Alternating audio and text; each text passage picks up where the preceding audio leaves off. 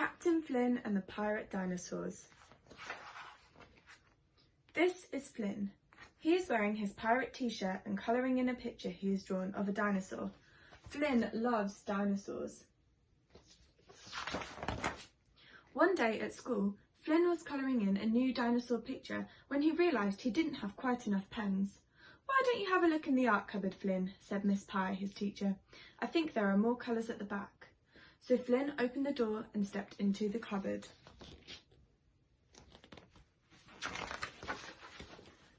There were lots of paints and rolls of paper and pots of glue, but Flynn couldn't see any pens. As he searched, he heard a noise. Boo-hoo, boo-hoo-hoo, boo-hoo.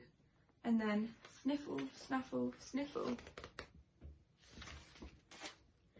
Right at the back of the cupboard, under an old curtain, was something shaking and shuddering like a giant jelly. Flynn crept closer and closer. When he lifted up the curtain, he couldn't believe his eyes. It was a real live pirate captain. "Hello," said Flynn. "What's the matter?" The pirate, whose name was Captain Stubble, sniffed and looked at Flynn.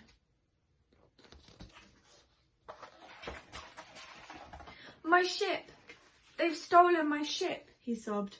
"One minute I was fast asleep, and the next I was in the water watching my precious ship, the Acorn, sail away." "But who has stolen it?" asked Flynn.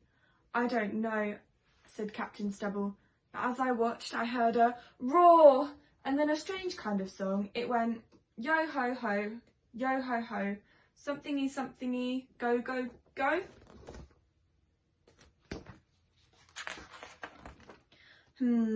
Very strange," said Flynn. "How will you get your ship back?"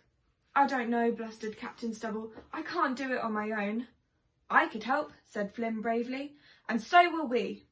It was Flynn's friends, Pearl, Tom and Violet. "We love adventures," they said.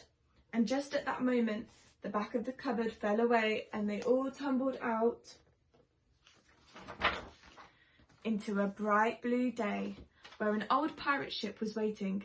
"She's not quite what I'm used to," said Captain Stubble, "but if this ship helps me find my beloved Acorn, then she'll do for me. All aboard!"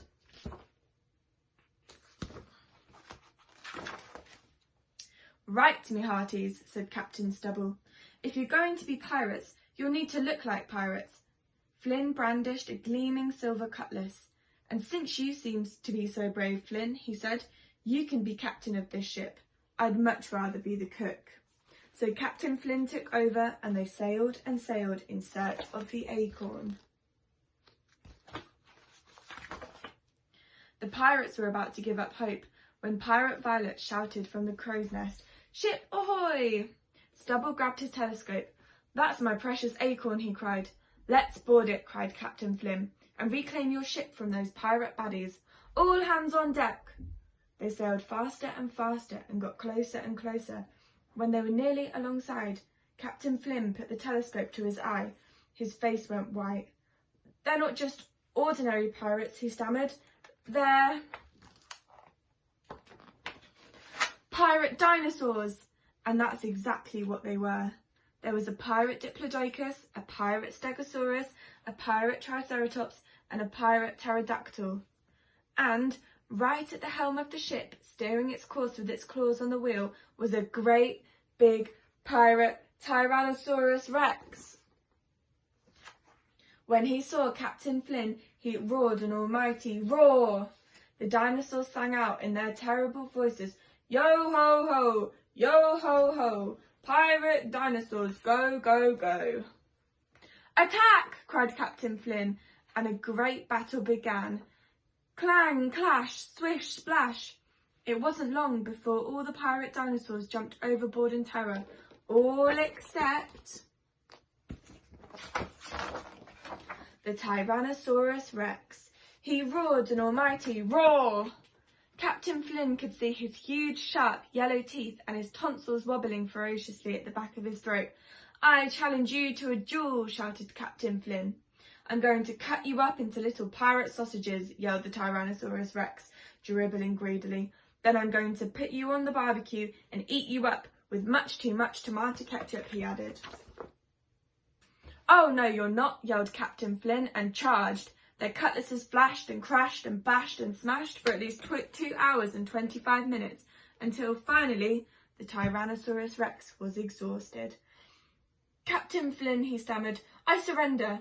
You are such a great pirate that you should be the captain of all the pirate dinosaurs. Please spare me, and I promise I'll be the goodest goody in the world. Honest."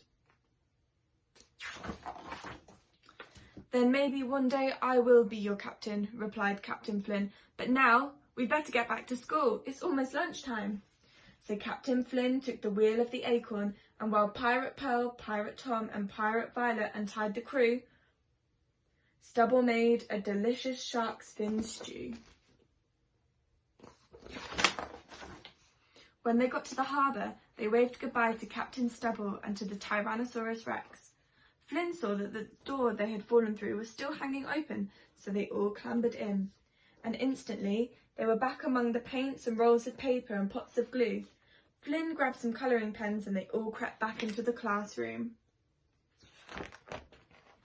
"And they all lived happily ever after," said Miss Pye, closing the book she had been reading. "You've been in that cupboard a long time, Flynn. What have you been doing?" Flynn smiled secretly at his friends. "Oh, nothing," he said. "Nothing really at all."